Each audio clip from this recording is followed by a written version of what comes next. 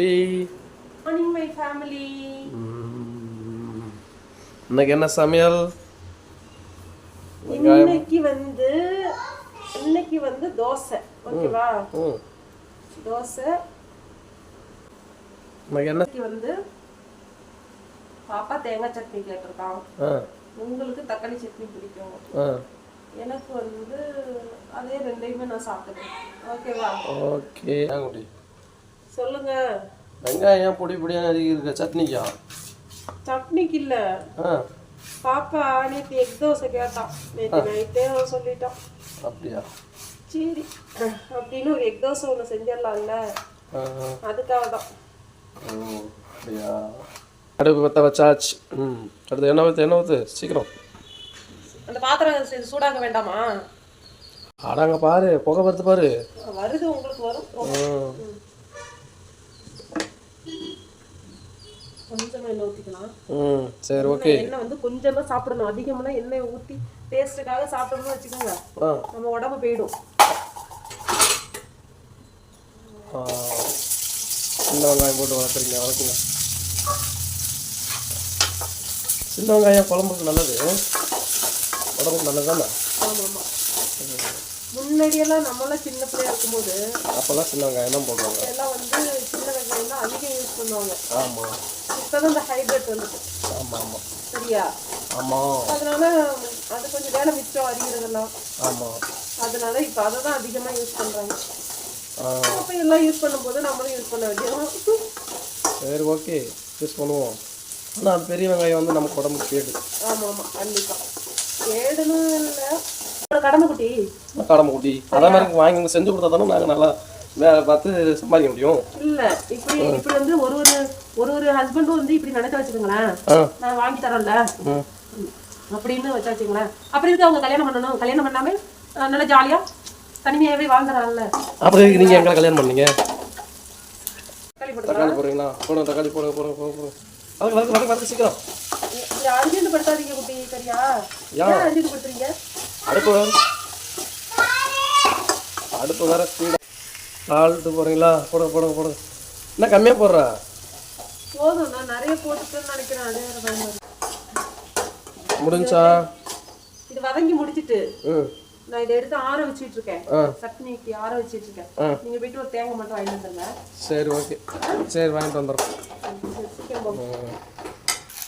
எங்க வாங்குனீங்க? இந்த 4 காய் 30 ரூபா போனது அந்த இடத்துல வாங்குனீங்களா?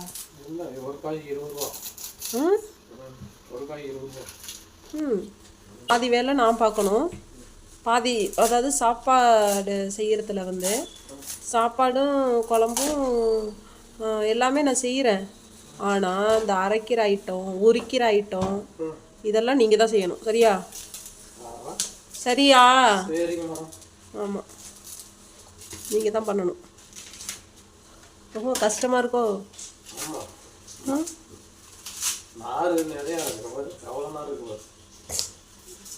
இது செடிக்கு யூஸ் பண்ணலாம் குட்டி.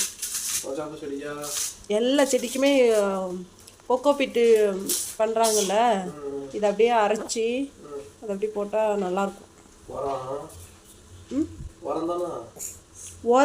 உரணும் இல்லை, தண்ணி கொஞ்சம் தக்க வைக்கும்.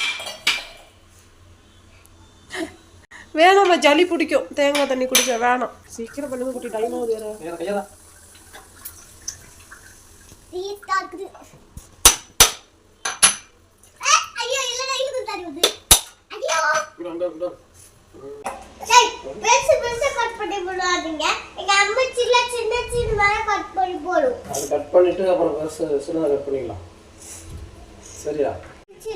என்னம்மா? சரி, உங்கள் புக்கு எல்லாத்தையும் எடுத்து வைங்க, போங்க. எல்லாத்துக்கும் பதில் சொல்கிறா பாருங்களேன். தேங்காய்க்கு ஒரு மிளகாய் பொட்டுக்கடலை.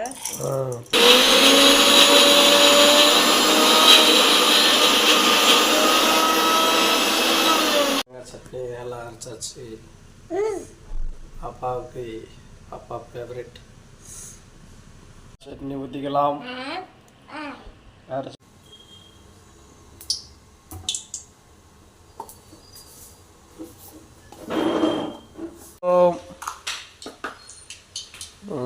கடுகு பொரியுது.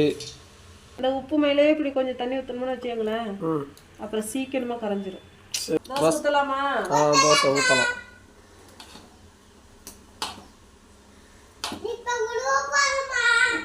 நாயாம உழுவ போகிறேன், நாயாம உழுவ போகிறேன்.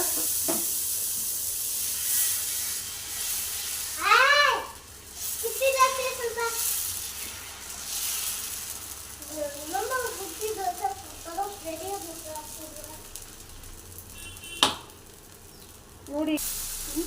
எக்கு தோசை. உங்களுக்கு ஆனியன் தோசை தான் இப்போ வேணுமா?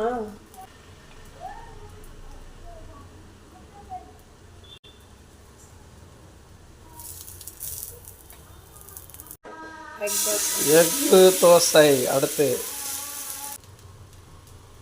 எக்கு உடைச்சாச்சு.